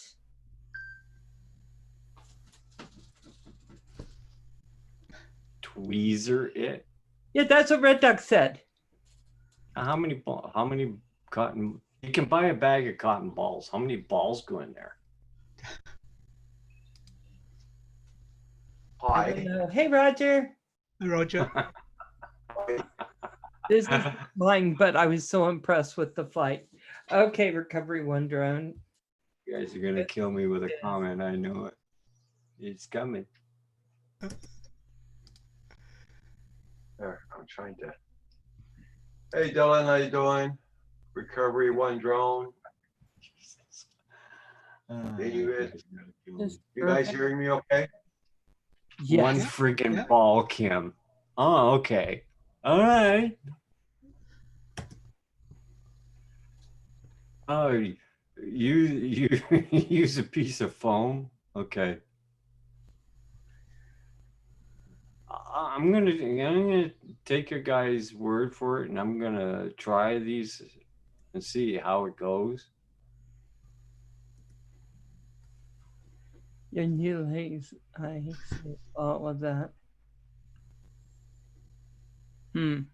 Cotton hair can get into the sensor or something.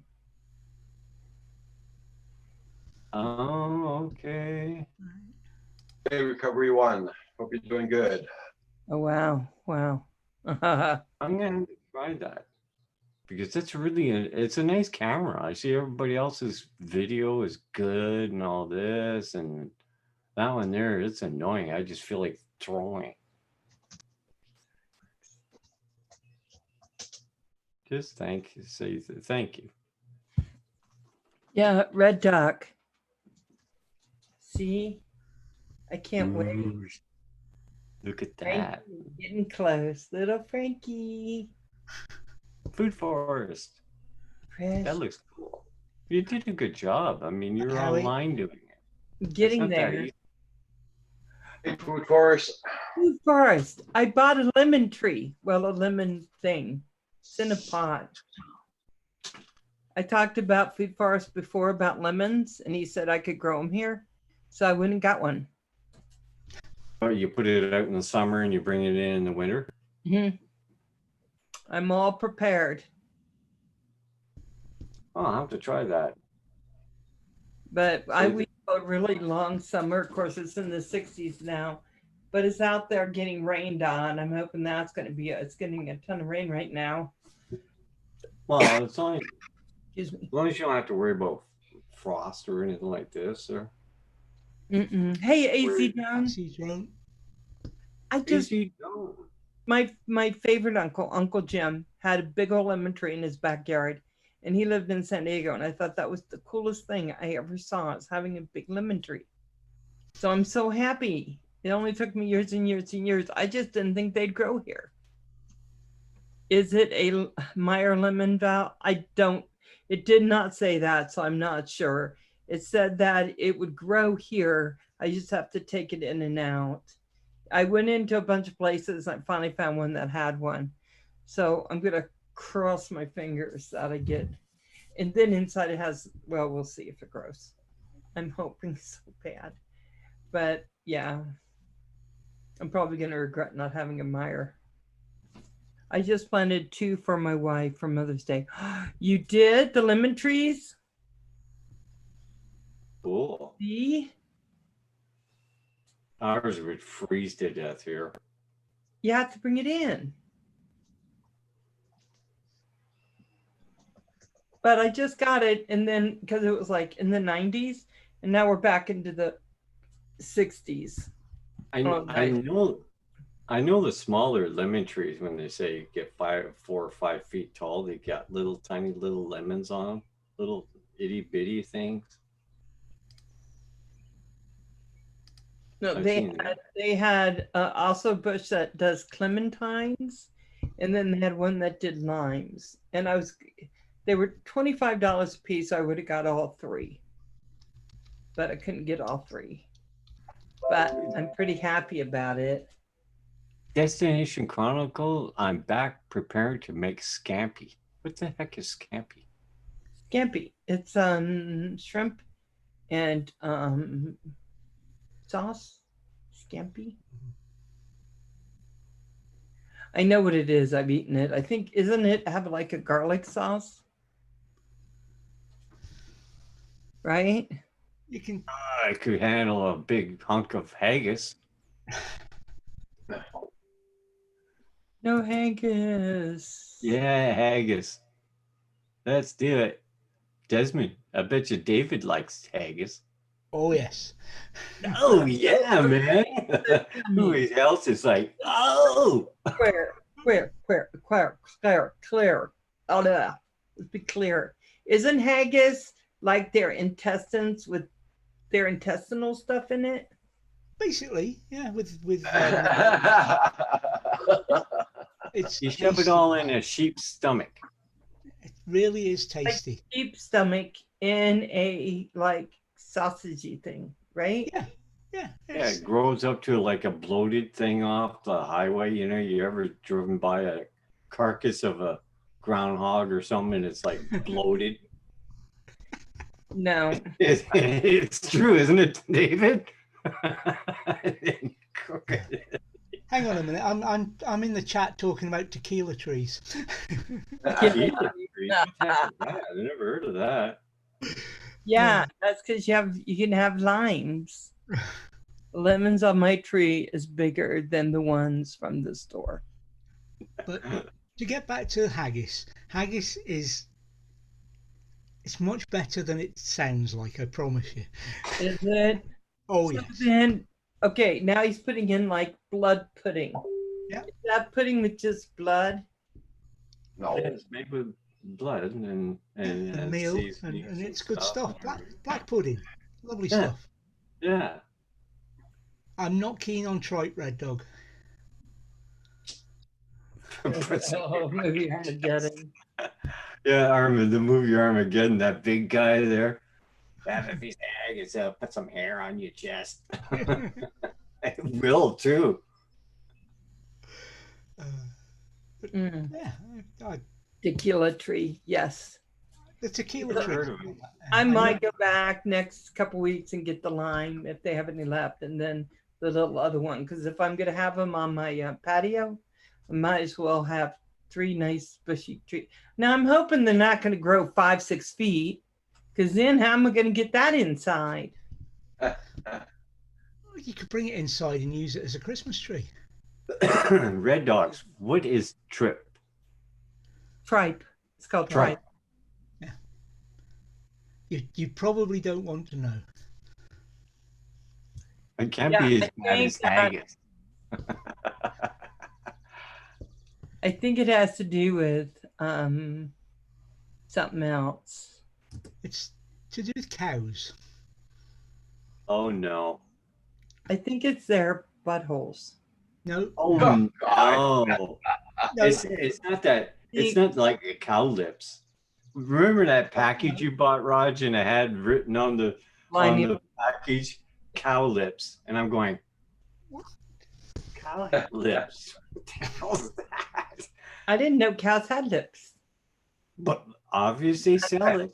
Stomach. Because Roger had a pack of cow lips. Oh no, tripe is the stomach lining. Okay, well that makes more sense than what I thought it was. Oh my gosh. I'm not keen on that. No. But when was the last time, David, you had haggis?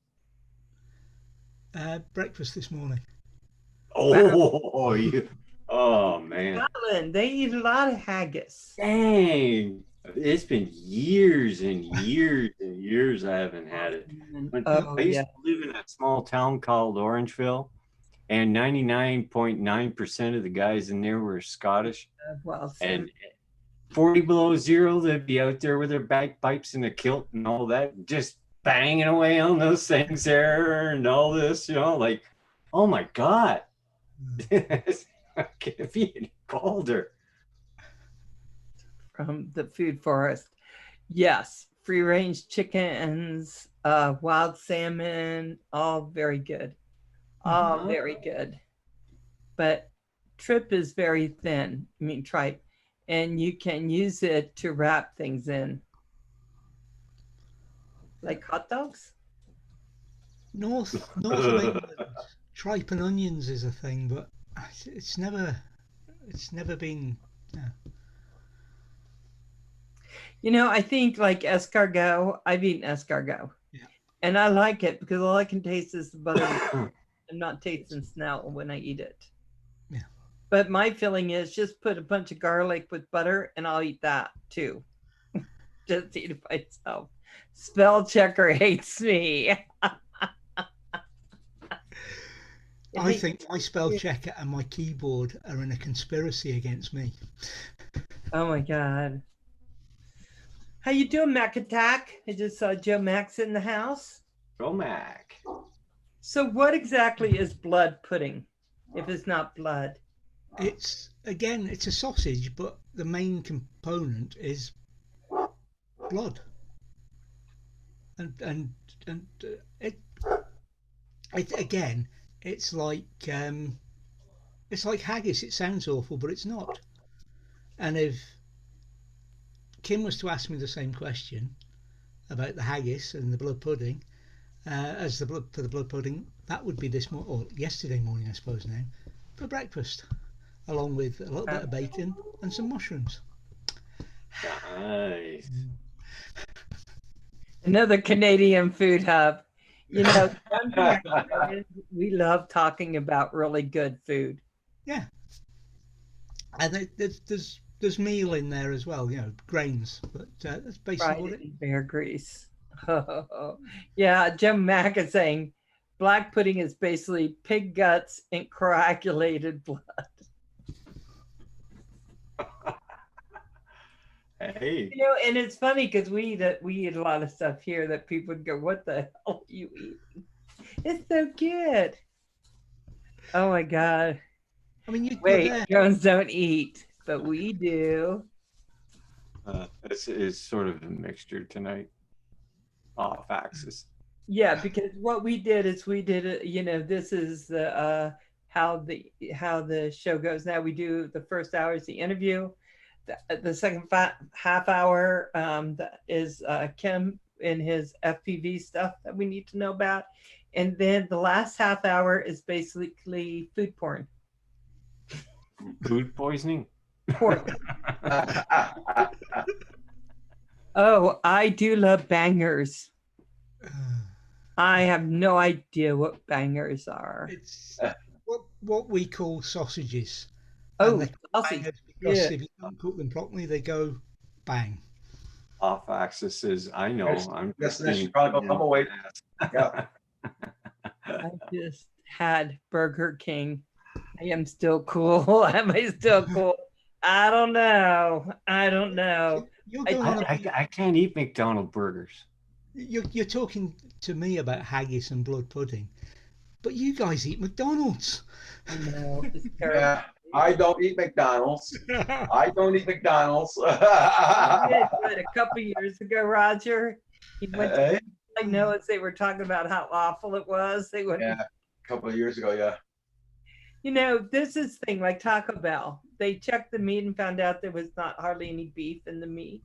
So I think you're always better off eating at home, but on occasion, you know, Vegetable patties. what does it say? I never knew people ate bear until I met you. A lot. Yeah, I haven't ever had bear. I do not eat McDonald's. McDonald's sucks. Wait. McDonald's eats Well, me. arguments Wait. Hey, Blind Nell, I will take the haggis over McDick's. Yeah. We Let used me to have. I don't know if you had it. We had an advert, and it was basically nothing's quite like a McDonald's, and I've always agreed with that advert. Nothing is quite like a McDonald's. I'd rather Right. have nothing. The fries are good, but No. the burgers are a little bit. I've eaten most things, but bear's not something I've tried. Yeah, it's really greasy. Hey, Steve, how are you? Hey, Steve Essex. I am so happy you did, Steve, and I'm so sorry to hear that you had a really bad day. Yeah, I don't mind McDonald's fries when they're warm, Hot but fries. that's probably the best thing of all of it. Good night, Howie. Hey, Legs. Hey, Legs, how you doing? So let me tell you guys, my grandson would get so embarrassed because I'd go to McDonald's and I'd say, I would like 2 large fries, but they must be fresh, hot, or I don't want them because once they're cold, they suck. And he'd go, Oh. you can ask for that. And I go, if I'm paying $3 for each fry, I can ask.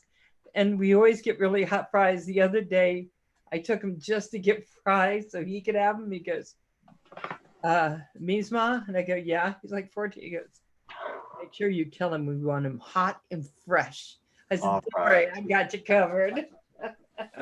Off I'm gonna axis take a is park and wait. off axis is our McDonald's burgers in Vancouver are made of the finest meat. The rats are huge. Oh, They'll be hot. Oh yeah, just tell them unsalted and they will be hot.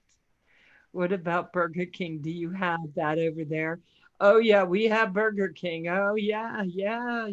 You can have it your way at Burger King. Hold the pickle, hold the lettuce. There's a They're all closed here. They're closed around here. Are they? if you Lots of can fun. order a burger to get a fresh one, Okay. Remove the most popular item that they put on it. No So ketchup. Yeah. cheese. There you go. You asked for a burger with no cheese.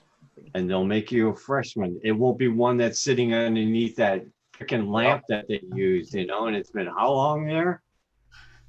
Okay. But speaking of weird burgers, my favorite two burgers, meat-wise, are either venison burgers or moose burgers. They're better than anything else that you could possibly have. Better than bison, beef. They're just, they're so good. I agree. And especially when they're thick. Oh, yeah. And they're bigger than the bun. Into his big venison burgers. I went to Las Vegas with Kevin, my roommate. We were going to go meet Momo. Do you remember that, Kim?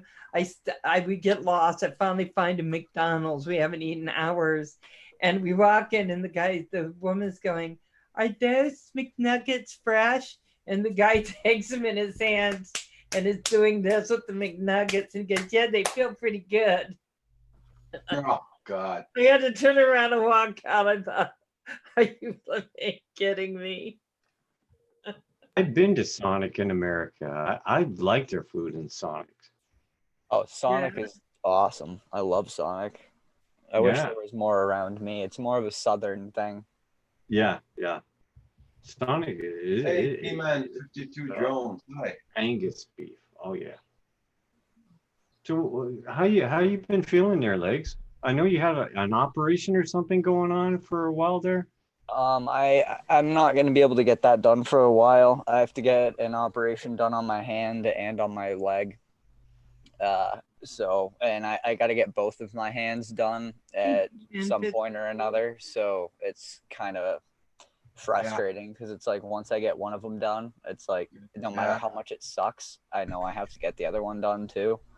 But thankfully, I've been working on building up my pain tolerance again, and my legs are not as bad as it was in the beginning because I hadn't experienced that pain in a while. But I've been purposely like walking and putting pressure on it, wearing my prosthetics, so that I can get used to it.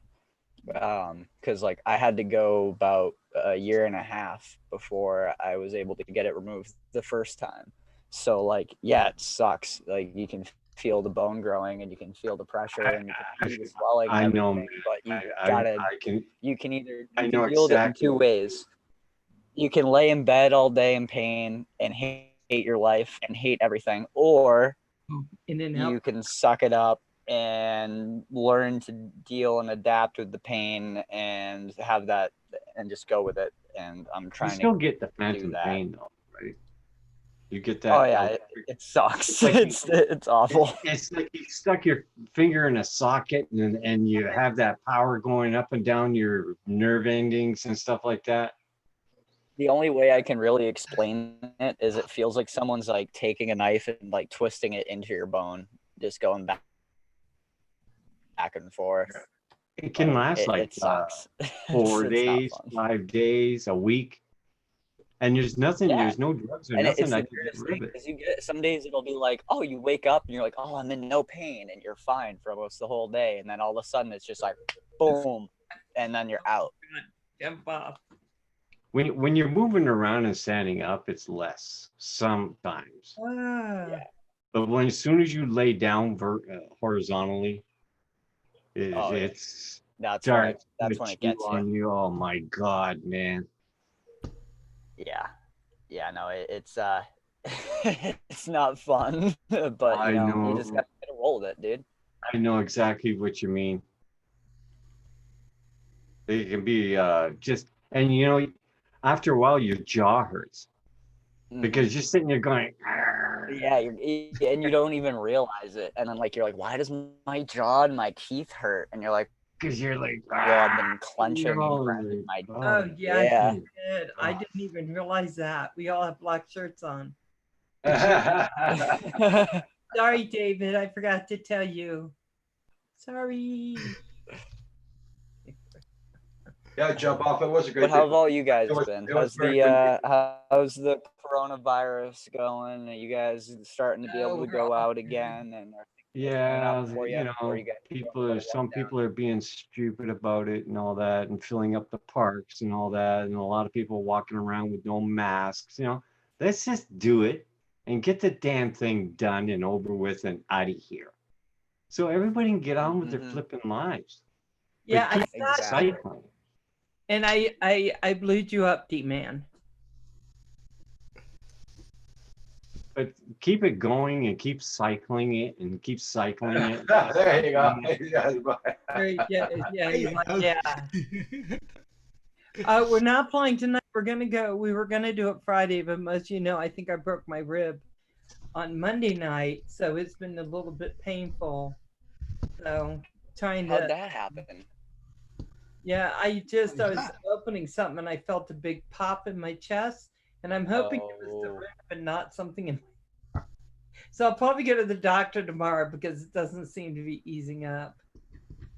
And I hope Yeah, they you probably didn't break it. You probably popped it. I've done that before where it just I got I was surfing and I got caught in a wave and the board came around and smacked me in the chest, and my 3 ribs on my left side, like my 3 lower ribs, were totally messed up. Like it hurt to breathe. And I went and Man. saw like a doctor and they were like, yeah, you just popped your ribs All out. right. So I did the same thing. I had a trailer and I had this 45-gallon of dirt in it. Yeah. And I shoved the 45-gallon off the trailer and it flew up and hit me right underneath the left rib. And I felt something go tink. Well, see, And man, ever it's since like, then, I got a bump there. for some reason, this felt like there was a little bubble that filled with air, and then it popped. That's what it felt like. And I'm like, ooh, that seems really odd. I don't yeah. remember that. I'd broken the same rib a few times. It's easy to break now because it got broken once. Then when I had pneumonia, it broke again. So this is like the 4th time. So I'm Oh pretty man. sure that's what it is, but I just think I better go to make sure something else didn't pop. Oh yeah, definitely. So Legs, you got something new? Anything new? Anything you build? Anything you crashed? I just got this in the other day. Nice.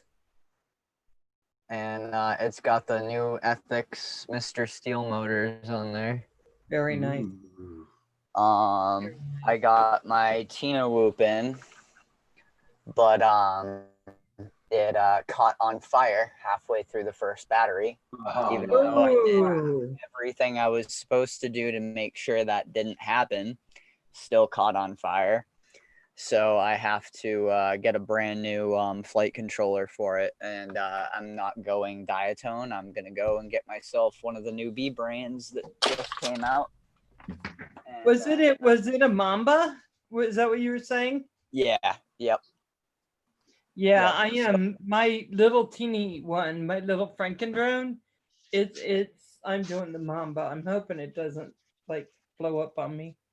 That makes me so sad. Yeah. Just make sure that you flash it with the new Beta Flight, right. and you only use Beta Flight, and you should. Don't quote me. You should be okay. But if you don't have a smoke stopper, make one or get one, because you're gonna want it, especially if you're using that. And it's like when their stuff works, it works fantastic. Like, I mean, this thing I flew for almost a whole entire year, and I crashed this into water, and it still flew. And I literally just blew the ESC. So when their stuff works, it works really well. But when it doesn't work, it goes bad. So just make sure you use a smoke stopper, and make sure that you have everything set up properly, because their stuff overheats very fast. I was told with the smoke stopper, by the time the smoke stopper does its job, it's already too late. Well, you remember the smoke coming out of my Depends on what smoke stopper you're using. We make our own. We're tough like that. Val Yeah, had her. Sorry, go ahead. If the race day quad smoke stopper that you can get, that's one like PCB with the male and female on either end, that one lets way more current through than if you were to make one yourself. That basically you just use a car headlight. That one, it draws all the power from the short to power the light bulb. And because there's so much power that needs to be taken to power the bulb, you'll blow the bulb before you'll blow anything on your quad. So I always use the homemade one and not the race day quads one, because that one's going to protect your stuff way better than the stuff that you can get pre-made. Val, when she built her And I actually, Joshua Bardwell did a video on it, and he said the same thing. He literally was like, if the ones that you can make yourself do a better job at protecting your equipment than the ones you can buy pre-made. So I highly recommend everybody should make one and have it in their arsenal. Oh, you got those today. Cool. And then I finally realized what these are. These are the shrink wrap that goes right around it. I was like, what is this? So I didn't know. And jack your temp up really high when you're going to solder those on, because you need really high temperature to get that to take properly. Right. It took me a while to realize that, but you really got to have that first one I did. crank. Right. The first time I put one on, I screwed it up royally. Oh, me too. I did. I just had to cut it off and try again. There we go. So yeah, I needed these because I got my little Frankie drone all done. I have the 2 big wires, right? Now I just gotta put them in the thing. Faxa says, make sure you have a pizza before. The greasy fingers help. I agree. I'm not supposed to eat pizza, but I would love to have one before. Jump off. Jump off. But see, isn't it cute? Oh, Chris Teal actually sent me something really awesome the other day. Hold on, I want to show this to you guys. I am so excited about Frankie the drone. I am so excited about him. Legs is awesome, man. So he saw a lot of the stuff that I was doing, and he knew I needed some parts and I needed motors, so he sent me out. Where are they? Well, if they work off these. Oh, nice. They are the Primo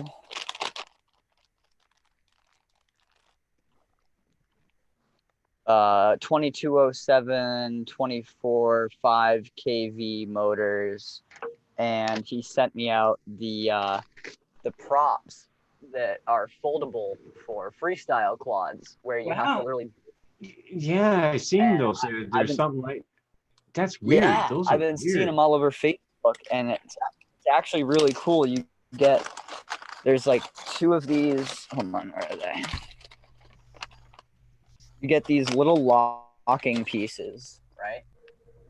That are like this. Yeah, that's weird. Have you tried them yet?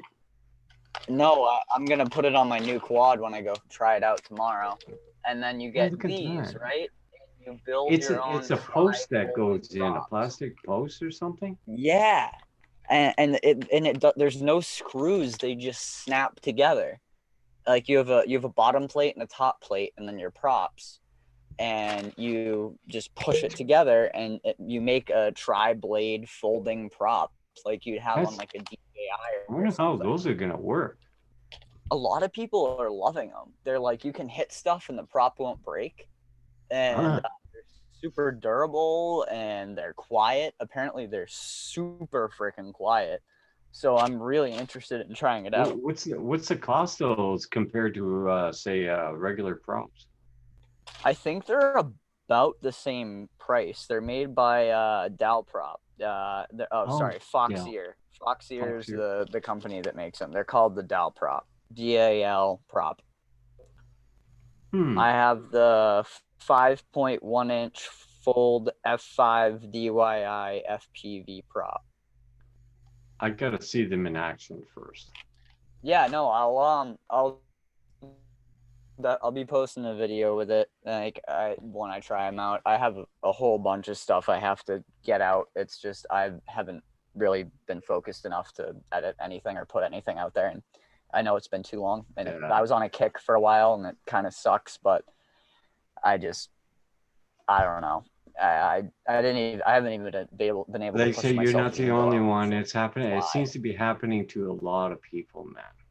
Yeah. It just I don't know. Life's getting a little bit real for everybody right now. It's the staying home thing and this virus problem and all this kind of depress you, and you don't want to fly, and what's the point? Tim, you always stay home. Yeah, I Yeah. know, but it's a little different. I always give him trouble about that. I see Well, what's I mean- going on in the world, and it's When you giving want to me stay the home, you shits. stay home. It's very different than when you want to stay home and then they tell you to stay home. Right, Kim? I don't Yeah. have I have a very tight knit friend group that I hang out with. So it's like I only have like 3 or 4 people that I hang out with regularly. So at the beginning, it was just me and one of my buddies. We'd hang out all the time, and we were like, well, we're already sharing germs. It doesn't matter. Like, we're basically like quarantining together, just in separate houses. So we were constantly hanging out through all this. And like, my mom really didn't even care either. She was like, yeah, you're both not going out. Like, he was already over here before the quarantine even went into effect. So just, go with it. And then after, a couple months, like a month passed or two, I started like hanging out with a couple of my other friends. So it's like, at least I have like people that I can hang out with, but Right. it's different, Off Axis says Kebab put a video on. I'll have to check that one out. Yeah. So guys, I just want to say, I want to thank you all for coming in and coming to the interview. I mean, I think you'll agree. David's awesome, man. Yeah, David is awesome. And it was so fun. And I can't wait to see your new videos now that I've watched so many. It's like binging on Netflix. I can't wait to see the other ones. And Legs, I am happy to see you tonight. Thank you for coming in. You guys can stay where you are if you want to. And Kim, Wait a minute, Val. Can I say something first, Val, before you turn off everybody? no, because it's not true. Guys, Monday, Tuesday, Wednesday morning, Paul will be doing the live stream in my place. I decided to take a break, so everybody just check out Paul. It'll be Studio B, Canadian Drone Hub. And it starts tomorrow morning, correct? Tomorrow morning, yeah. Okay. And David's supposed to be there with Paul and Hugh and Captain Rick if he can, and a couple other people. So check out Paul Murray tomorrow morning, guys. D-Man. Yeah, so just make sure you tune into Paul, because he'll be ready to kind of do a great show for you. And then I think Roger's going to be back sooner than he says, because every time he tries to take a vacation, he doesn't do good job. Do a good job with vacations. Yeah, and thank you, Legs, and very good Furball. I appreciate it. So we're going to see you guys. We're going to see you tomorrow morning on Paul's. Don't forget Tuesday, we are, God, I hate to say this, but we're doing the further train wreck with me doing this with Paul, Lewis P. If you want to come in and watch what I do and talk to Lewis P., I just want to say I'm always happy to see everyone. And so please feel free to come in. And Roger, I just don't believe you're going to be gone any length of time. We found out Wakey is alive. Yep. I'm well and kicking. Yes, because I found someone who would track him down, Jeanette Pickering. I got a hold of her, and she was like, I'll take care of it. I was like, yes, you will. Full of determination. So, Jeanette, if you see this at all, just realize from my heart, thank you, because I was so worried. And David, again, thank you so much. Guys, we'll catch you on my show on Tuesday and on Paul's show tomorrow morning. Okay, guys, I love ya. Bye, everybody in the chat.